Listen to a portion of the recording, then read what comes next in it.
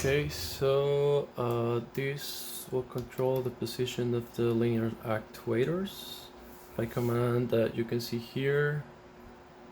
Say the actual encoders. So sending this new position will move this guy here. And in the other hand, with the joystick, I will control this simple motor to have here.